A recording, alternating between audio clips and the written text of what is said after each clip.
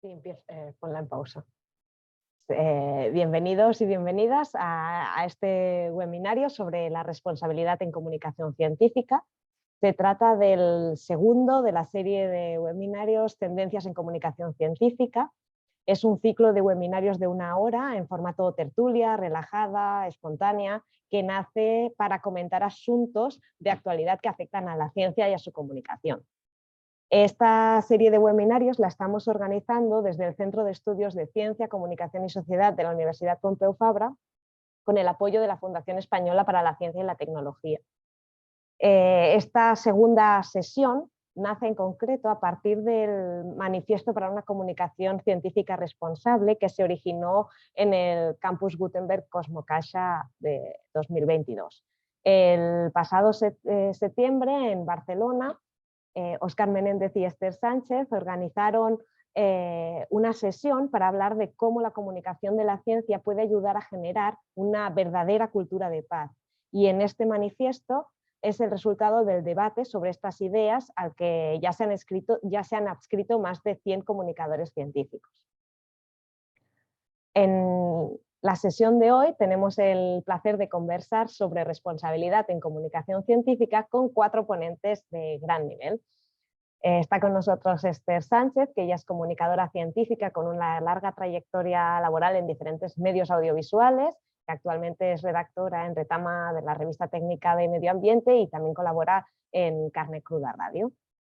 También se ha unido a este webinario Javier Armentia, que él es astrofísico, comunicador científico y director del Planetario de Pamplona.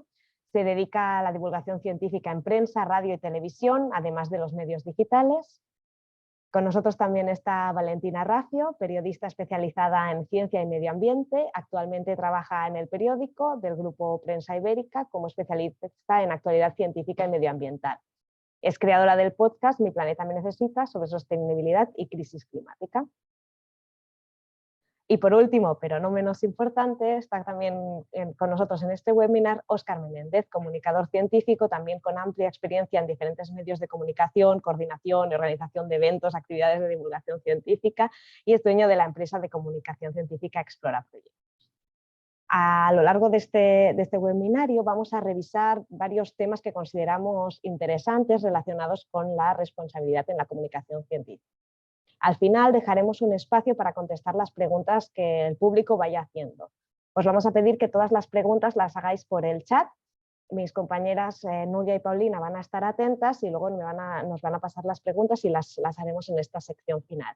No hace falta que os esperéis al final del webinar para hacer la pregunta, la podéis ir haciendo a medida que os surjan, pero sí que tened en cuenta que las contestaremos en la parte final.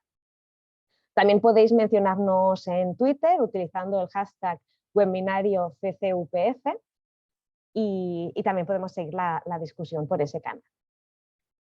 Si os parece bien a todos, vamos a empezar.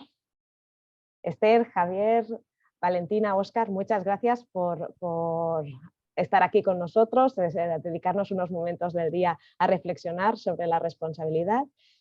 Y me gustaría empezar preguntándoos vuestras opiniones personales, ¿no? ¿Qué es para vosotros la responsabilidad en comunicación científica? Si queréis contestarme brevemente, Esther. Sí, bueno, hola a todas.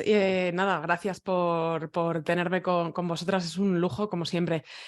Para mí la responsabilidad en comunicación científica y la responsabilidad que tenemos que tener los comunicadores es el compromiso de reconocer que nuestro papel como comunicadoras va más allá de meros transmisores, que es algo que solemos decir mucho. Yo, de hecho, lo he usado muchas veces para explicarle a la gente a qué me dedico. Lo típico, decir, somos traductores de la ciencia. Y no solo, o no solo al menos, porque hay que acercar la ciencia teniendo en cuenta el contexto, porque si no, el contexto y la propia ciencia, claro, y porque si no, no estaremos haciendo un trabajo completo. Eso es para mí la responsabilidad. Muchas gracias. Javier. Me sumo vivamente a lo que dice Esther. ¿Qué tal? Muy buenas tardes. Yo creo que en muchas cosas vamos a estar de acuerdo y yo creo que la gente que nos está que nos está escuchando, viendo, pues en general también, ¿no? Es decir, como agentes, la comunicación es una cuestión activa, esto no es nada nuevo. Como agentes tenemos que entender el contexto en el que nos movemos, a quién servimos, no solamente quién nos paga, ¿no?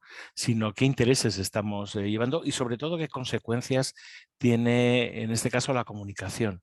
Podríamos pensar que la comunicación es muy neutral, ¿no? Esto nos lo han vendido siempre mucho, ¿no? La comunicación es neutral, yo doy voz a unas personas, doy de las otras, recojo los hechos, me baso en la evidencia y tal, pero luego no existe tal neutralidad y a veces ni siquiera es conveniente, ¿no? Porque puede dar un panorama falso de las realidades. Actuar con responsabilidad, por lo tanto, significa evaluar todas estas cosas y hacerlas públicas en un ejercicio de transparencia que se nos debería exigir como a cualquier otro estilo o trabajo dentro de la comunicación. Muchas gracias, Javier. Ujú. ¿Valentina? Hola a todos, a todas y a todes. En primer lugar, muchas gracias por invitarme a esta sesión. Siempre es un placer poder compartir espacio con divulgadores de referencia, comunicadores de referencia para reflexionar sobre algo tan importante. Respondiendo a tu pregunta, Carolina, para mí la responsabilidad en comunicación científica tiene mucho que ver con lo que han comentado los compañeros, ¿no? Este compromiso que tenemos con la sociedad, pero yo añadiría al menos 2 ingredientes más. El primero es la reciprocidad, porque muchas veces creemos que solo la ciencia es la que tiene que dar el mensaje, solo la ciencia es la que tiene que decidir qué es lo importante y cuáles son los temas de conversación, pero yo defiendo firmemente que la sociedad también tiene el poder de preguntarse, ¿no? ¿Por qué pasa lo que pasa? ¿Por qué el mundo es como es? Y la ciencia tiene que darle una respuesta. Y también empatía, porque creo que es un ejercicio que nos ayuda a todos a, a plantearnos las preguntas correctas y a romper un poco el esquema de que solo la ciencia y las instituciones son las que dan los mensajes y las que comunican, cuando a veces pues lo más importante quizás es darle la vuelta y ver qué es lo que necesita saber la sociedad para entender el mundo y también para crear una sociedad mejor. Muchas gracias, Valentina. Óscar. Bueno, yo creo que la responsabilidad de la que hablamos, por lo menos, que sería una especie de RSC, ¿no? Responsabilidad social comunicativa, es esa necesidad que deberíamos tener y que creo que no tenemos, que en general no tenemos, creo que mayoritariamente no tenemos, de saber que cuando comentamos, cuando comunicamos, cuando contamos la ciencia que contamos, hasta qué punto le viene bien a la sociedad y esa ciencia está trabajando para la sociedad. Es clave que en todos nuestros mensajes contemos a quién beneficia lo que estamos contando, independientemente de la importancia del emisor, ¿no? Muchas veces nos fijamos más en emisores, ¿no? En ese principio de autoridad, que en saber si el mensaje es importante. Pero no solo eso, para que sea importante deberíamos saber si va en el beneficio de la sociedad. Y lo que es un poco más complejo, yo creo, tener claro que si va en contra del beneficio, es decir, si no va por el bien de la sociedad, nosotros, nosotras, deberíamos contarlo. Muchas gracias a todos por estas reflexiones flash. Vamos a ir adentrándonos un poquito.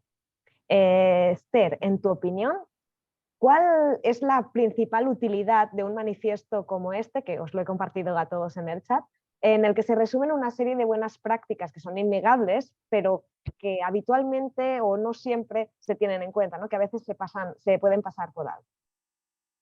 Pues un poco al hilo de, o sea, claro, obviamente de lo que ya se ha venido comentando, la necesidad de este manifiesto es poner en valor que la comunicación juega un papel crucial en la sociedad y que como comunicadoras no podemos desentendernos de esa responsabilidad que comentábamos y que conlleva nuestro trabajo, porque somos esos intermediarios, esos que tenemos que hacer mucho más que emitir, como decía también tanto Valentina como Óscar. Y de esta manera, con este manifiesto, lo que se busca es que se tome conciencia, que tomemos conciencia y nos posicionemos alejándonos de una comunicación acrítica e irreflexiva de las ciencias. Un poco, como comentaba Óscar, tener en cuenta, ir mucho más allá, rascar desde la primera capita de «Ah, qué bien, Elon Musk ha dicho una cosa, voy a contarla». bueno, ¿qué trascendencia tiene eso? ¿Quién es ese señor? ¿Y qué está pasando? La ciencia transcurre en un mundo muy concreto con un contexto específico. Tenemos que tenerlo en cuenta para que nuestra comunicación y esa ciencia y esa buena ciencia, que es la que debemos comunicar, ser críticos también con lo que comunicamos, participe de ese nuevo y mejor mundo que queremos crear. Ujú. Sí, puedo añadir una cosita además a lo que dijo Esther, porque el proceso que iniciaron Esther y Óscar en el Campus Gutenberg, la verdad es que nos sumamos allí mismo una serie de personas y nos pusimos a reflexionar sobre cosas en las que no podíamos no estar de acuerdo, pero que nos llamaba un poco la atención que no se hubieran planteado ya desde mucho antes, ¿no?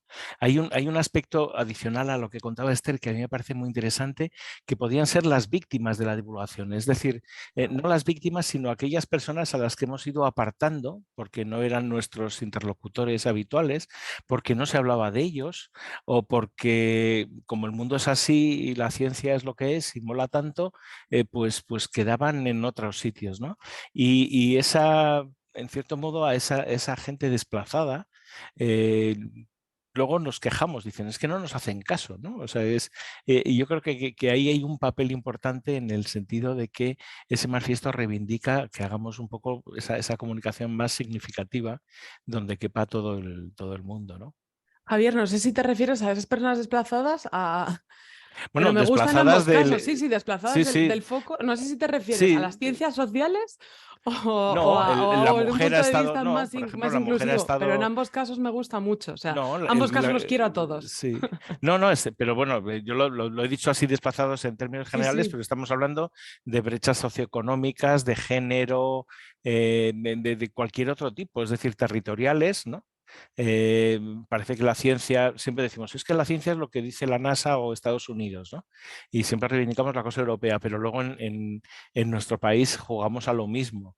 Es decir, todo ese tipo de cosas, ¿no? Eso genera un montón de gente desplazada que no es interesante para la comunicación científica y que de hecho tampoco trabajamos para esa gente, ¿no? Mm. A mí me ha gustado mucho, Esther, lo que has dicho de Elon Musk, porque me parece un ejemplo maravilloso, ¿no? Ujú. Me da la impresión de que, yo qué sé, hasta yo mismo, ¿no? Muchos o muchas nos estamos dando cuenta de que Elon Musk, en vez de ser un prócer de la tecnología, es un ultraderechista que lo único que busca es el beneficio económico personal, tanto de sus empresas como de su ideología, ¿no? Él está reforzando la ideología continuamente, pero lo ha hecho antes con todas sus iniciativas, ¿no? Y sin embargo, en una gran parte de la comunidad de comunicación, mea culpa, no quiero echar la culpa a nadie, hemos hablado de él como si fuera un profeta, como si fuera alguien importante de verdad, cuando sus logros eran únicamente destinados a sí mismo, ¿no? Entonces, no sé, creo que todo eso deberíamos plantearlo. Y con respecto a las personas desplazadas, ¿no? La gente que no está en el foco, a mí me parece que sí, que es clave contar con esas personas. No solo contar con esas personas y ver que nuestra comunicación les llegue, que eso es muy importante, pero aún más creo que es muy importante que la ciencia esté dedicada a esas personas. Es decir, que cuando hablemos de la ciencia, digamos, esto sirve para las personas más pobres, sirve para los países menos desarrollados, o sirve exclusivamente para algunas personas ricas con un determinado género, hombres de 40 años blancos. Yo creo que en nuestra comunicación tenemos que ir un poco más allá. Y lo tenemos que hacer independientemente del sitio donde estemos, ¿no? E independientemente, como decía Javier, de quién nos pague. Yo, si me permitís, sumarme al debate, sobre todo porque me encanta meterme con Elon Musk y creo que es una responsabilidad social de la gente que nos dedicamos a esto. No podemos darle más bola a gente que se erigen como profetas y que durante muchísimos años hemos hablado de ellos como si fueran los nuevos salvadores del mundo. Y muchas veces el hecho de transmitir su mensaje de manera crítica ha acabado generando más daño que no beneficios. Por ejemplo, cuando este señor empezaba a decir que tenía planes para colonizar Marte y que eso era la salvación para un planeta en crisis climática, ¿durante cuántos años le hemos aplaudido la broma y le hemos dicho, venga, vamos a por todas? Para mí responsabilidad en comunicación científica también es esto, es coger el mensaje y en vez de reproducirlo de manera acrítica, explicar realmente qué quiere decir, qué está diciendo entre líneas cuando dice que nos queremos ir nos tenemos que ir a Marte. Y este mensaje aplica a todos los multimillonarios que ahora mismo están jugando a ser dioses y un día dicen que quieren meterse en tu cerebro y al día siguiente dicen que quieren viajar al ciberespacio y hacer no sé qué otra cosa. Bien. Muchas gracias por estas reflexiones. Y ahora, quizá aterrizando un poco más en lo práctico, ¿no? ¿Cómo, por ejemplo, Javier, cómo crees qué papel pueden tener las entidades divulgadoras de ciencia, como el planetario, museos, etcétera, para aterrizar, para fomentar realmente una comunicación científica responsable que se acerque a estos colectivos que tradicionalmente quedan más aislados? Bueno, se está intentando. Yo creo que estamos cambiando la mirada, posiblemente no siendo pioneros. Yo esto es una de las cosas que haciendo reflexión interna, haciendo autocrítica del sector de los museos de ciencia, de los centros de ciencia, de planetarios y posiblemente también de otras entidades que se dedican específicamente a la enseñanza y a la divulgación de la ciencia. Pasamos de tener, yo creo que en los años 90, sobre todo cuando nacimos muchos de los museos españoles y así, poco se dudaba de esa labor de nexo entre el mundo de la ciencia, ¿no? ese lado del abismo y el resto de la sociedad que era el otro lado del abismo, ¿no? En esa visión del enorme gap, del enorme hueco que había en medio, los museos intentaban establecer ese nexo donde la gente del mundo de la ciencia se podía acercar al ciudadano de forma más amable y por otro lado la ciudadanía podía acceder a la gente de la ciencia sin tener que arrodillarse delante de un confesionario, ¿no? Eso funcionó, lo que pasa es que en ese puente pues tenía peajes, elegía a la gente que podía transitar por él de alguna manera y de forma inconsciente, evidentemente no quiero exculparnos, pero haciendo lo mismo que hacía la sociedad, no poníamos la mirada en otras cosas, ¿no? Es decir, lo que decía Valentina, demasiado a menudo nos entusiasmábamos con las utopías tecnológicas de muchas cosas y soslayábamos otras cosas que eran de menor buen rollo, ¿no? Esto ha ido cambiando, yo creo que se ha ido incorporando poco a poco al lenguaje de la comunicación o de la divulgación desde los museos, se ha ido incorporando, por ejemplo, la participación directa de la gente. La voz del público, pequeñas asambleas o un trabajo asambleario, un trabajo pues, como esos divulgatones maravillosos que montan los museos científicos coruñeses, ¿no? Perdón, que me había codificado la imagen, ahora vuelvo. Yo creo que hay algunos intentos que estamos haciendo de trabajar, por ejemplo, apoyando a colectivos que ya están haciendo cosas, trabajando con la gente que en la sociedad ha ido cambiando el paso y haciendo una mirada, haciéndola más inclusiva o integradora o equitativa en muchos aspectos, ¿no? Yo quizás mi crítica actual es que si estamos mirando un poco esto y estamos corrigiendo y haciendo un poco más estable ese puente, no somos pioneros en absoluto, ¿no? Nos falta muchísimo trabajo y en eso pues nos pasa como yo creo que pasa a todo el sector de la comunicación científica, es que esta nueva tarea, esta tarea que tenía que haber sido antigua, pero hemos empezado a hacer específicamente ahora en los últimos años, nos pilla, a unas nos pilla ya viejas, mayores. A otras personas en general nos pilla con muy poquitos fondos y muy poca dedicación pública a estos temas, ¿no? Es decir, una vez más, toda esta cuestión de la justicia social, de la participación, de la democracia, pues son cosas que se ven un poco cosméticas, ¿no? Y ahí tenemos un gran trabajo por hacer para volver a ser, si no pioneros, sí acompañar a la gente que está haciendo esta iniciativa de cambio social. Javier, una pregunta, porque yo creo que hay como una especie de movimiento en los últimos años ya, ¿no? Desde hace tiempo, de acercamiento a lo local por parte de museos y centros de divulgación de cualquier ámbito, no solo de la ciencia.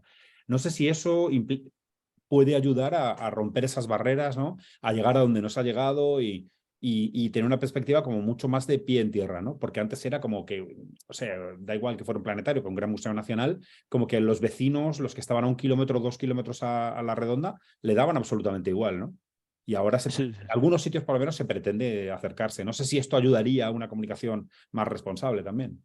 Sin duda, y yo creo que ese trabajo siempre tiene un buen resultado, ¿no? Es decir, fíjate, para empezar, una cosa que yo siempre suelo comentar, el planetario se ha integrado más en el barrio donde estaba porque estando en una zona de parque hemos sido, pues hasta este año, los únicos váteres públicos que tenía esta zona.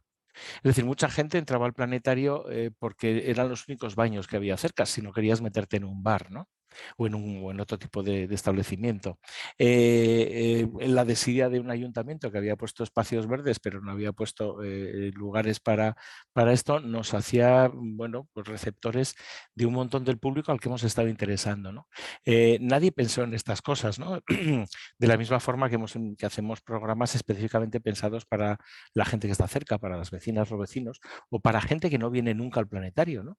Centros que sabes que no van a poder venir porque tienen otra serie de problemas, porque las familias, aunque sean baratos los precios y así, pues suponen un esfuerzo. Todas esas cosas ahora se miran en todos los centros, es evidente, ¿no? Me queda mucho por hacer, porque es cierto que las historias, digamos, de éxito que cuenta la ciencia, solamente por ser historias de éxito, a veces ya, o cómo se cuentan, expulsan, ¿no? A la gente que no está favorecida en lo socioeconómico y que sabe que está condenada, en cierto modo, a no poder disfrutar de esos productos de la ciencia avanzada, ¿no? O de la tecnología. Muchas gracias por compartir vuestra visión. Y otro de los pilares fundamentales de la comunicación científica, sin duda, es el periodismo científico. Entonces, Valentina, ¿qué diferencias crees que hay entre la labor de un periodista científico y la de un comunicador o divulgador de la ciencia? Es decir, ¿el tipo de responsabilidad que tenéis hacia vuestro público es el mismo? ¿Es diferente? La verdad es que creo que si ahora mismo nos pusiéramos a hacer un diagnóstico sobre un poco los problemas o las dificultades que hay dentro de la comunicación científica, coincidiríamos en muchos aspectos, desde todos un poco las aristas que estamos comentando. Pero en el caso concreto del periodismo científico, creo que hay una capa más de complejidad, por decirlo de alguna manera. Por un lado, sí que es cierto, y creo que hace falta recordarlo ahora más que nunca, que el periodismo es el cuarto poder. Y a diferencia de cualquier otra manera, cualquier otro enfoque de comunicar ciencia, teóricamente el periodismo es un poco el que tendría que hacer tendría que tener un sentido más crítico hacia las instituciones. Nos gusta pensar que no solo tenemos que hacer de correa de transmisión, sino ser justamente críticos con el emisor, con el contexto, con la sociedad en la que se genera, en este caso, el conocimiento científico. Creo que un ejemplo muy interesante para ilustrar este concepto es hace justo un año en el periódico sacamos un especial hablando del Me Too en las instituciones científicas, es decir, científicas, académicas, catedráticas, denunciando casos de acoso que habían sufrido mientras intentaban hacer su actividad académica científica. Esto no es algo que salga de la comunicación científica o de la divulgación científica. Es papel del periodismo científico sacar este tipo de situaciones e intentar denunciarlas, ¿no? Por otro lado, también creo que una de las diferencias del periodismo científico respecto a los otros ámbitos que comentábamos es nuestra conexión con la actualidad. Nosotros tenemos que estar conectados con el día a día y cuando, por ejemplo, el año pasado también hubo la erupción del volcán de La Palma, teníamos que estar con eso. Por más que Science sacara una super investigación o que Nature sacara el descubrimiento del siglo, nuestro papel era informar a los ciudadanos de la manera más fiable y correcta posible de qué estaba pasando para que la gente pues, pudiera orientarse, ¿no? en el caos informativo que había en ese momento. Entonces, teniendo estos dos condicionantes, por decirlo de alguna manera, está claro que la responsabilidad que tenemos es diferente, que no es ni mejor ni peor, sino que es diferente. Cada uno juega como en su parcelita y la nuestra es un poco más compleja por el contexto, pero también teniendo claro este contexto, pues entiendes cómo tienes que jugar un poco tus cartas para sobrevivir. Muchas gracias, Valentina, por compartir tus ideas. A raíz un poco de lo que ha dicho Valentina y de algo que has comentado, Óscar, al inicio de nuestra conversación, quizá cuando hablamos de responsabilidad o el concepto de responsabilidad es todavía más importante al tratar temas controvertidos. Quería preguntarte, Óscar, ¿qué crees que podemos hacer para que la controversia sea más fácil de transmitir? Yo creo, claro, el problema es que una controversia no es mayoritaria, no es mainstream, y en general cuando hay una controversia, los poderes políticos y económicos están de alguna manera tienen implicación, ¿no? Claro, lo tenemos muy difícil porque es mucho más cómodo no hacerlo. Es mucho más cómodo evitar la controversia, porque la idea es que no es qué hacer cuando haya controversia, sino que deberíamos ser nosotros quienes fomentemos la controversia. Pero es muy caro porque socialmente no está bien visto, da igual que sea el foro de una asociación que cualquier otro ámbito, cuando alguien es una voz discordante es más difícil ser aceptado, ¿no? Yo creo que es complicado, ¿no? Entonces, deberíamos forzar la controversia, pero es que luego encima la controversia es cara. Yo en mi carrera he hecho muchas cosas y yo recuerdo, yo hacía una doble página semanal en un periódico nacional de los grandes de tecnología, ¿no? Y era una página de cacharros, ¿no? Haciendo reseñas de aparatitos. Pues eran, a ver, o sea, te voy a confesar, hace 30 años de esto ya. Hace 30 y muchos. Hace 30, no, hace 20 y muchos. Me era mucho más fácil hacer esa página que hacer una doble página de información tecnológica, siendo crítico con, por ejemplo, lo que hace ahora Elon Musk, ¿no? Era mucho más fácil coger reseñas de grandes empresas contando sus proyectos de futuro, que en general, bueno, yo hablé de entonces de móviles 3G y recuerdo que un investigador mayor me dijo, oye, tú estás hablando de este móvil 3G que ha presentado no sé quién, ¿no? Sí, sí. Y me dijo, oye, ¿y tú lo has visto? Digo, bueno, sí, lo he visto en tal feria y tal. Y dice, ¿pero has hablado con él? Y le dije, pues no. Dice, pues es que nadie ha hablado con él todavía. Es decir, estamos hablando de un modelo que todavía no sirve y se está haciendo eco en la prensa. Bueno, para mí eso era muy rentable económicamente. Una doble página se pagaba bien y de esto, haciendo cacharros, una doble página se pagaba bien, haciendo un periodismo de profundidad, esa doble página se pagaba ya entonces fatal.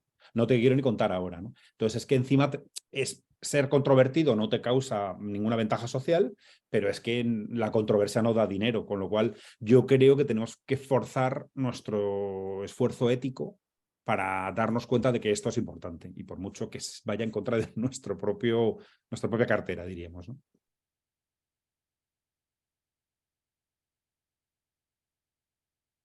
Pues muchas gracias por esta reflexión. Yo, juntando un poco varias de las cosas que han salido, os quería preguntar también, hay quizá una falsa creencia de que la ciencia es aséptica, ¿no? ¿Qué se puede hacer o cómo consideráis que hay que lidiar con esta falsa creencia y con la de que un buen comunicador tiene también que tener neutralidad? Yo creo que ahí lo que tenemos que hacer es lo que hacemos nosotros de profesión, contarlo, decirlo. La ciencia no es aséptica, hay que explicarla. La ciencia, igual que nuestra comunicación, tiene los sesgos que nosotros tengamos.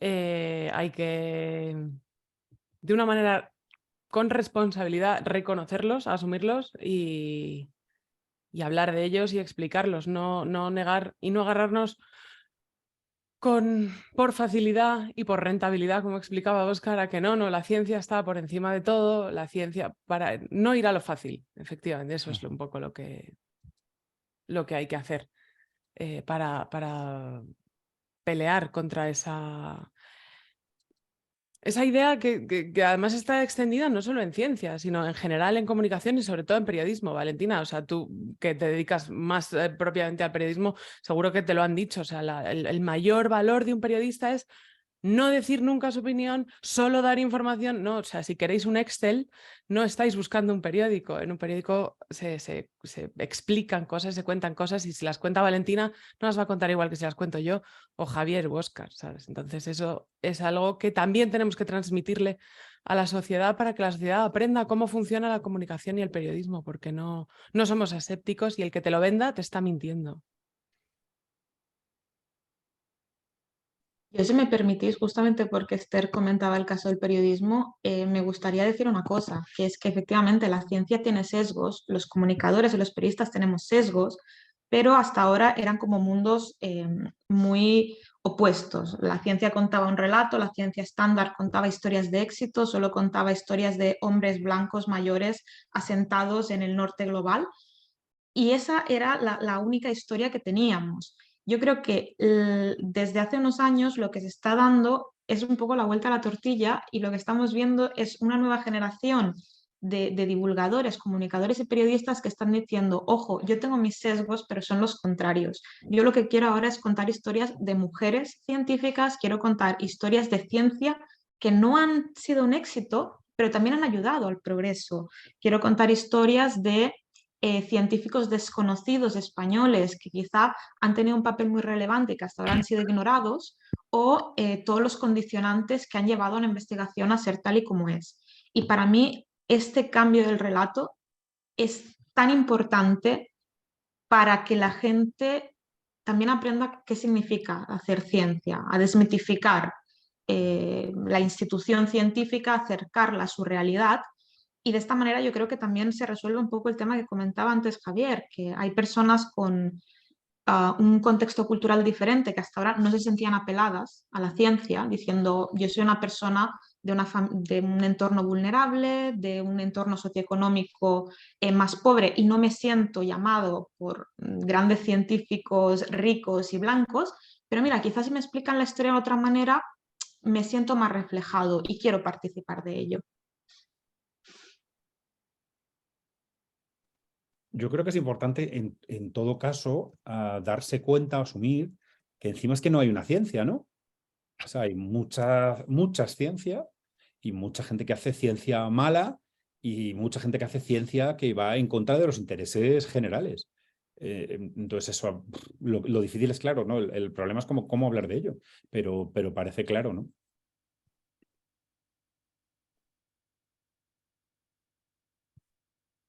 Nos hemos quedado ahí de repente.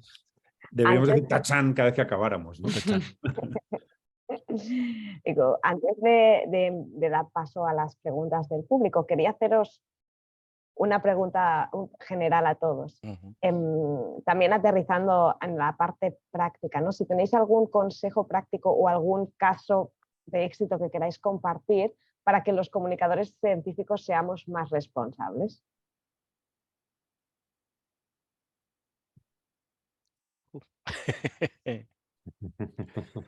Fíjate, Mira, yo quiero, Javier. Venga, empieza tengo otra Óscar. frase Sí. que pena que no estés en Sí. Twitter porque nos permitiría jugar con ella luego durante días.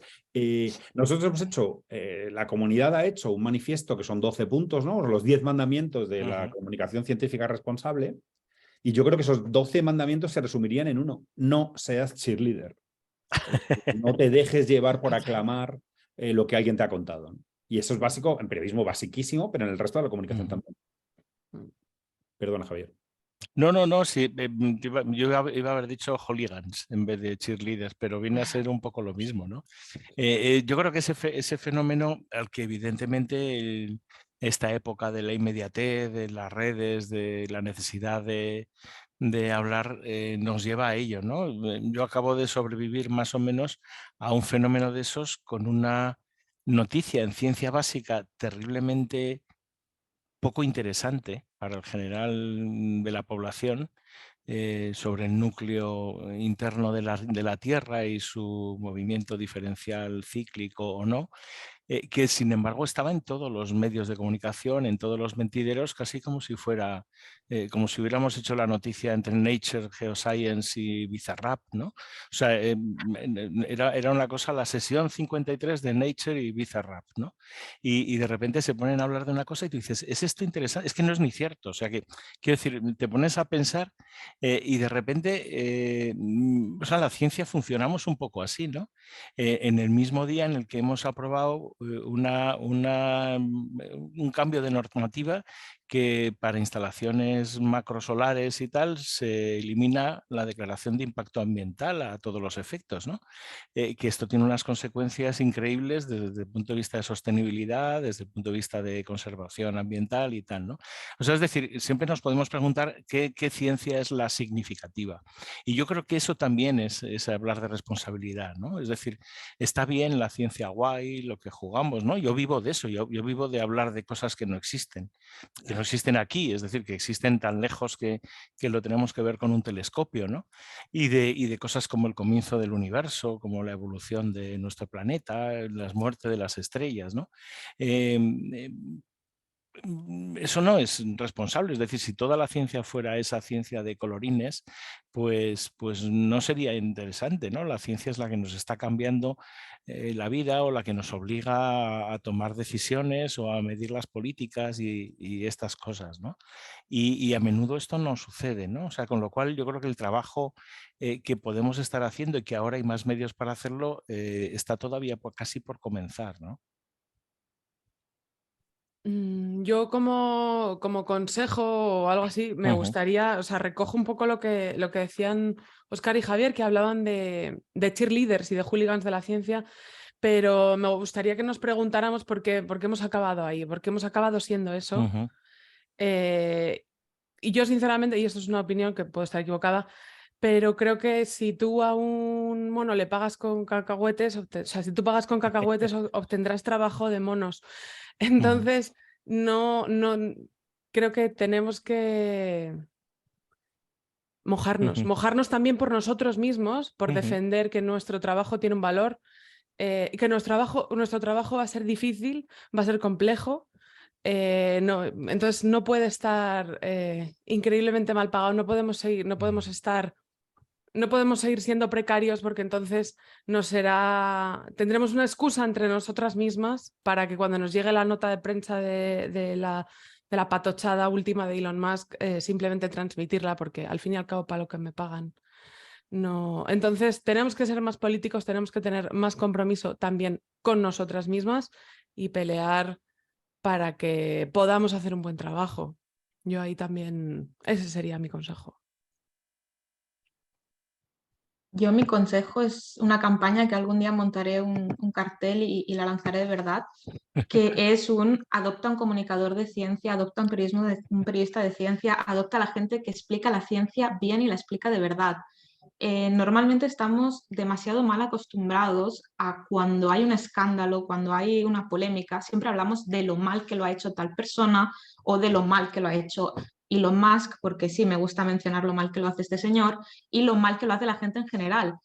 Pero ¿cuántas veces hablamos de lo bien que lo hacen los compañeros de nuestro alrededor? O sea, pensemos realmente a todo el esfuerzo que invertimos en criticar a la última polémica de inserta el nombre del personaje famoso y cuánto tiempo invertimos en compartir un artículo de un colega y decir, oye, este artículo está bien, este vídeo está bien, este hilo de Twitter es muy interesante. Y no hablo solo de darle más bola a los grandes divulgadores de ciencia o a los grandes nombres del periodismo científico, sino también de la gente más pequeñita, ¿no? que tienen un altavoz todavía más pequeñito, pero que están haciendo un gran trabajo. Entonces, ¿queremos ser responsables y queremos que el periodismo, la comunicación o la divulgación de ciencia prospere? Démosle voz a esta gente que está haciendo un gran trabajo y que no se les está reconociendo. Y de esta manera, pues entramos un poco rompiendo la dinámica que comentaba Esther. Si le damos valor al periodismo, a la comunicación de ciencia bien hecha, número uno, justificamos que a esta gente se le pague bien. Justificamos que no tengan que vivir con sueldos precarios. Y por otro lado, estamos combatiendo la desinformación, que también se genera como en el espectro contrario. Y yo creo que esto, en algún momento me veréis lanzar carteles o algo así de adopta a gente que explica bien la ciencia. Y hasta aquí mi alegato. Voy a acabar con un tachán para que Javier sepa que ha acabado mi intervención. Muchas gracias a todos por vuestros consejos. En el chat hay una pregunta que hace Maika, que es sobre el manifiesto que de momento está firmado solo por personas. Nos pregunta si se ha promovido la firma por parte de instituciones que realizan y comunican investigación. Hasta donde yo sé, de momento no es algo, es solo posible adherirse a título individual, pero quizás sí que es algo que podamos explorar, de que también puedan adherirse instituciones. No sé cómo lo veis vosotros.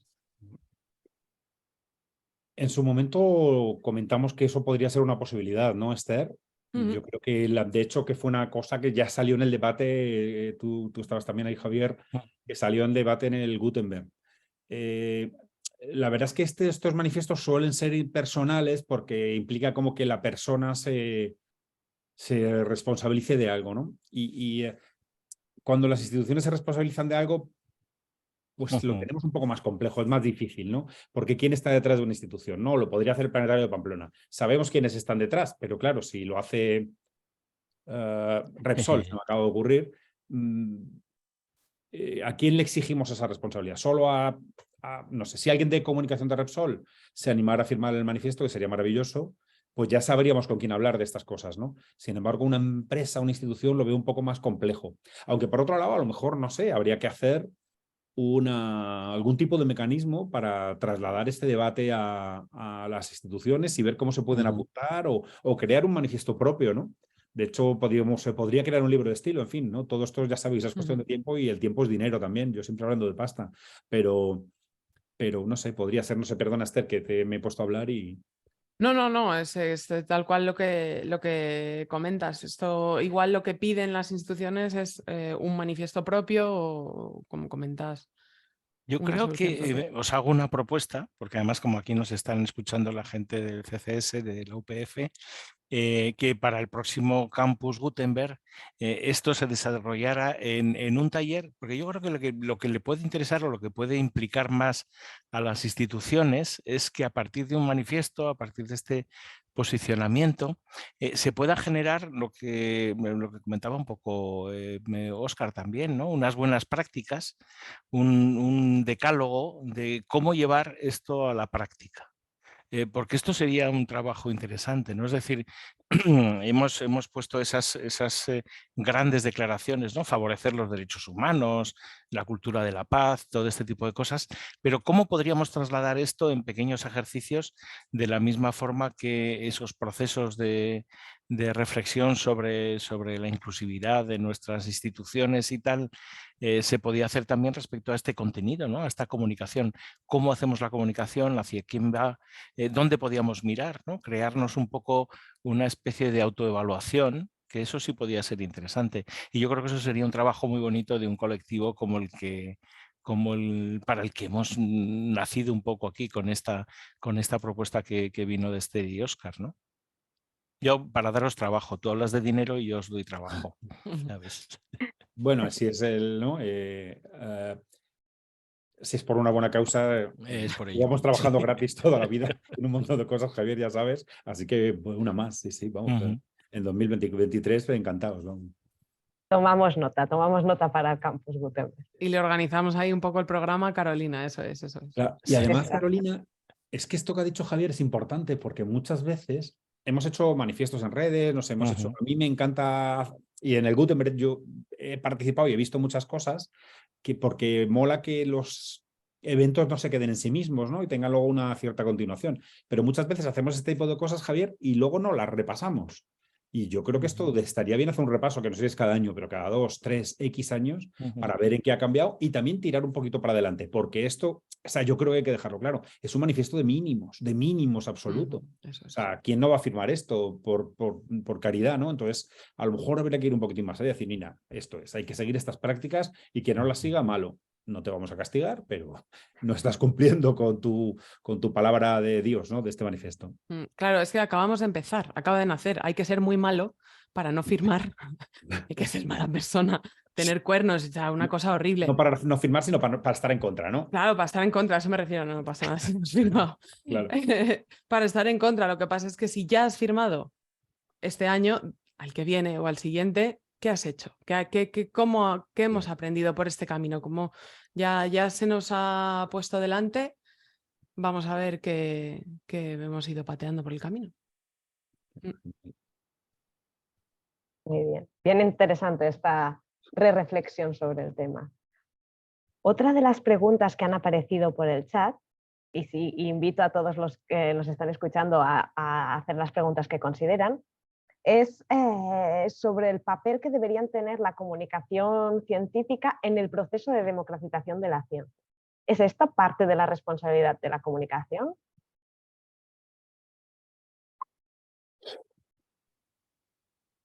Si queréis me lanzo yo ahí a lo loco. Perfecto. Vale, dale. Pues yo creo y defiendo que la comunicación de la ciencia bien hecha es un ejercicio de transparencia en el que explicas a la sociedad un poco cómo se hacen las cosas en las instituciones, pero a la vez también está abierta a escuchar qué es lo que quiere saber la sociedad o de qué manera la sociedad quiere implicarse en este proceso. Para democratizar la ciencia hace falta cambiar un poco el paradigma con el que se ha trabajado hasta ahora. ¿Es deber de la comunicación impulsar este cambio? Bueno, es deber contribuir a visibilizar unas determinadas prácticas y cómo se pueden transformar.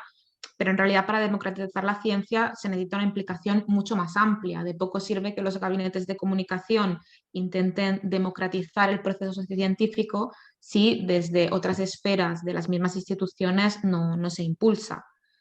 Ahora está muy de moda hablar de ciencia ciudadana, pero no está tan de moda, por ejemplo, hablar de que muchas de las personas que impulsan estos proyectos lo hacen en su tiempo libre, con sueldos precarios, tirando solo de fuerza de voluntad. Entonces, bien por esos proyectos, mal por las condiciones, deberíamos tener un poco más de conciencia social, de clase y visión general antes de aplaudir de manera crítica este tipo de proyectos.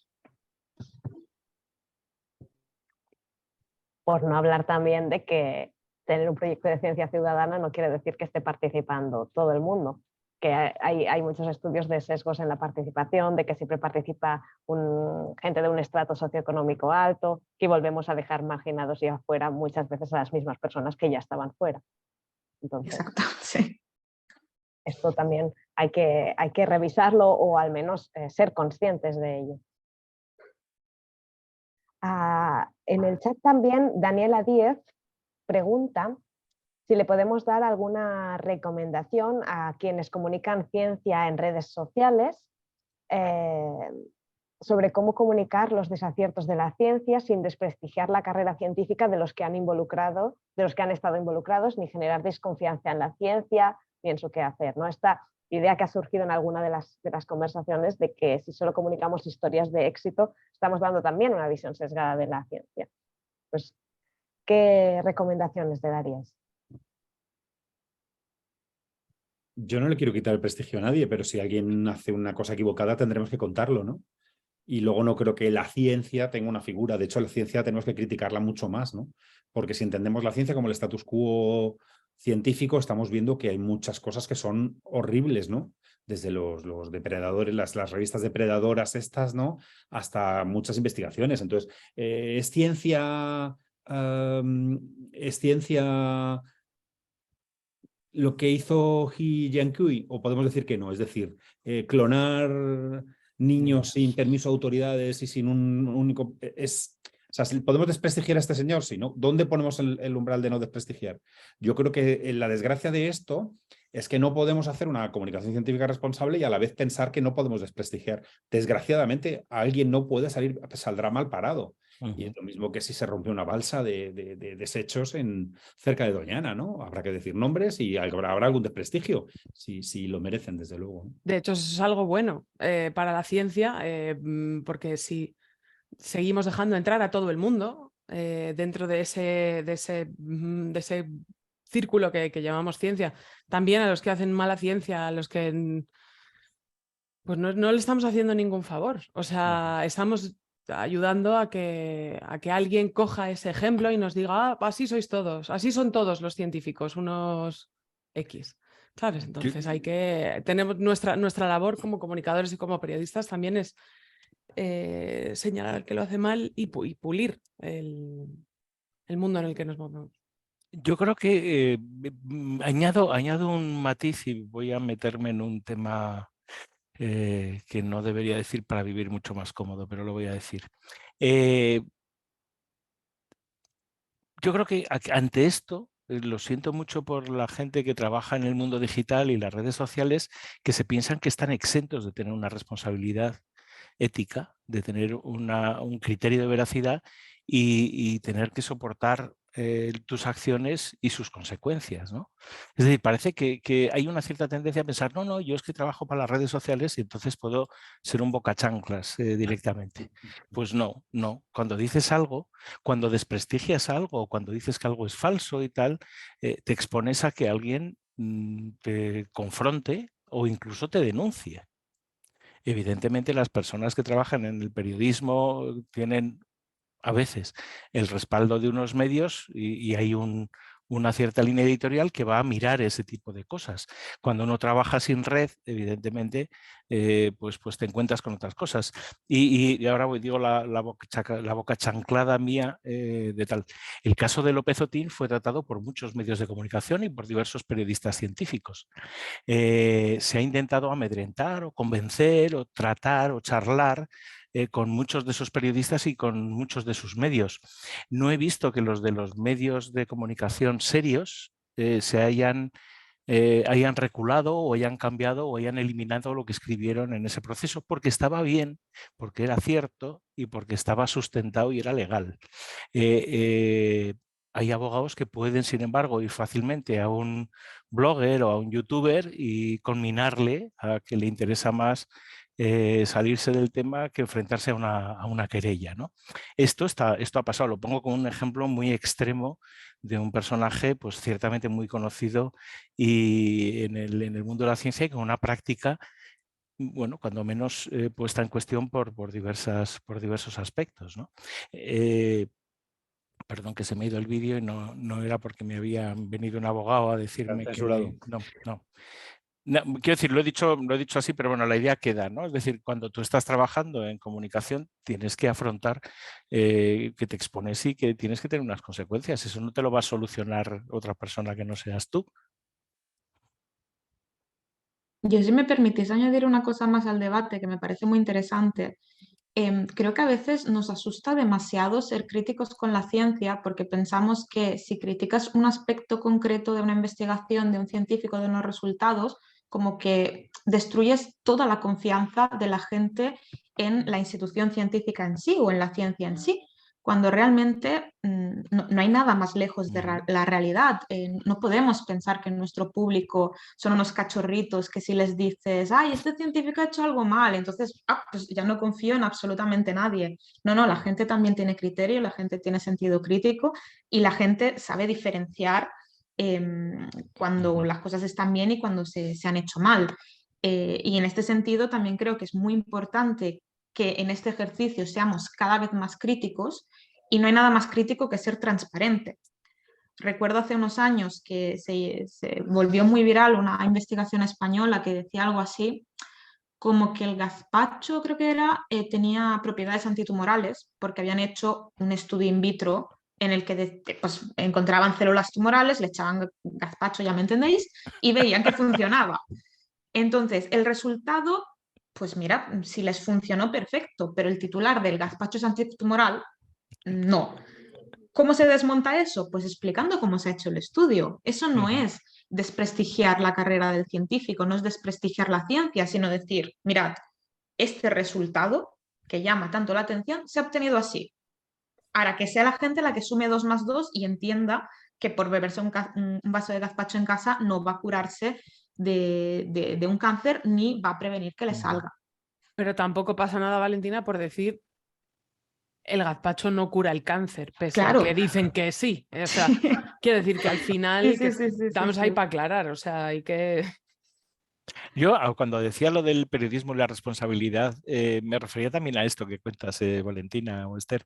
Evidentemente, si ese estudio además viene pagado o viene de mano de una fundación del gazpacho español que casualmente está pagada o financiada por las principales empresas que hacen gazpacho, pues dices, coño, es que esto es una cosa, es un conflicto de intereses, claro que se debería comunicar, ¿no? Esto es mala ciencia. Y por supuesto la comunicación que cae en hacer propaganda de ciencia de esta, llama la ciencia, de propaganda, de publicidad, pues está claro a quién está sirviendo y qué es lo que está haciendo, ¿no? Pues quizá en los últimos minutos que nos quedan vamos a contestar una última pregunta del chat, que una de las personas comenta algo como el eterno debate de separar la obra del artista, ¿no? Si una persona que no encaja con tus valores, tu ideología o que es despreciable, ha realizado una aportación científica importante, hay que comunicar el resultado separándolo de la persona, no se comunica, se explica todo. ¿Cuál es vuestra opinión?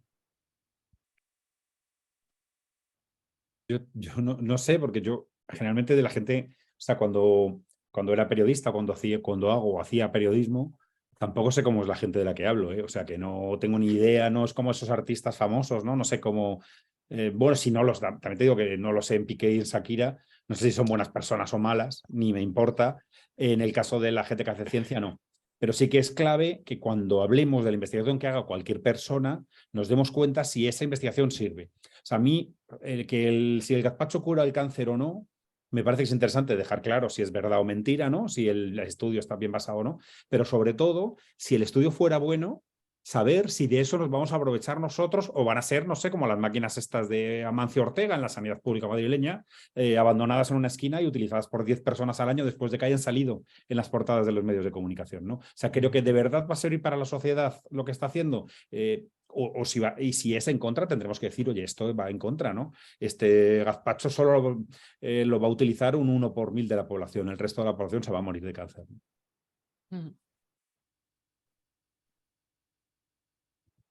Bueno, di tú, Valentina, por favor, perdona. Me iba a meter con otro señor, o sea que si me das el permiso, me lanzo. Justamente esto, separando la obra del artista, el científico, de su impacto o sus descubrimientos, yo creo que no siempre tenemos la ocasión de conocer a la gente que hace la ciencia, entonces muchas veces pues es imposible saber, ¿no? Si esa persona es mejor o peor. Pero también es verdad que hay veces que yo creo que es muy importante dar el contexto completo. Justo cuando formulabas la pregunta, me vino a la cabeza el caso del telescopio James Webb, que hace justo un añito estábamos todos hablando del tema, estábamos hablando del nombre y la gente estaba muy entusiasmada con que se lanzara. Pues a mí me parecieron muy interesantes los artículos en los que decían, ojo, cuidado, que el proyecto es muy interesante, es un proyecto que revolucionará nuestra visión del universo, pero fíjate tú, lleva el nombre de un señor un poco problemático, homófobo y que contribuyó a expulsar a minorías de la NASA en una de las eras doradas de la exploración espacial. Decirlo no significa quitarle mérito al proyecto, significa dar una visión completa de la realidad y también significa reivindicar la lucha de muchas personas que han estado implicadas en esto y que no se sienten cómodas, ¿no? Con que el proyecto científico más importante, probablemente, no sé, de la década, ya me dirás, Javier, o quién sabe de cuánto tiempo, lleve el nombre de un señor con un legado tan espinoso. Sí, te doy toda la razón. De hecho, yo tengo por norma y costumbre, y no soy el único, que nunca voy a mencionar el apellido de ese señor como nombre del telescopio, y diré el JVST por sus iniciales, como protesta a la cobardía de la NASA de no querer reconocer que ese nombre era absurdo para un telescopio, pero da igual. Fíjate, hay otro caso que además salió hace poco en otra cosa que estábamos presentando. Estábamos hablando de Fritz Haber, y fue el científico que con Bosch creó la síntesis del amoníaco. Y por lo tanto, pues vamos, produjo el gran despliegue de la agricultura, ¿no? De los abonos y fertilizantes sintéticos y todas estas cosas. Pero a la vez desarrolló la guerra química, ¿no? O sea, para Alemania. O sea, entonces, es decir, sería absurdo hablar de un personaje así sin mencionar realmente su contribución, ¿no? Los científicos nazis que contribuyeron al avance de la física, pero a la vez contribuyeron al avance del Tercer Reich y tal, tienen una responsabilidad. Por eso a mí no me parece mal que en una cierta revisión, por ejemplo, se les haya quitado los nombres de los cráteres de la Luna que se les habían dado a varios de ellos, ¿no? La búsqueda de una mirada, de una cierta reflexión sobre el papel de la ciencia en el mundo, yo creo que siempre es buena. Evidentemente, como cualquier reflexión, como cualquier ejercicio de descolonización de las mayorías que se han aposentado en algo, genera un debate y vamos a tener a los incel de siempre diciendo que estamos cancelando, que estamos haciendo una cultura y tal, pero realmente lo que estamos permitiendo es que haya más gente. Yo creo que integrar más a la gente, a los diferentes sectores, nunca puede ser malo, ¿no? Muchas gracias. Os voy a tener que cortar aquí porque ya hemos llegado a la hora y de todas maneras podríamos estar debatiendo eternamente. Me quedo con todas vuestras aportaciones, vuestras reflexiones. Muchas gracias, Óscar, Valentina, Esther y Javier, por habernos unido a nosotros en este webinario. Y también nos quedamos, tomamos nota de estas llamadas a la acción, de una reflexión, por un lado, de que el manifiesto o otro manifiesto, otra versión de este manifiesto pueda ser firmada por empresas, y una revisión y alguna acción relacionada en el próximo campus Gutenberg. Genial, muchísimas gracias. Gracias. Buena tarde. Chao. Adiós.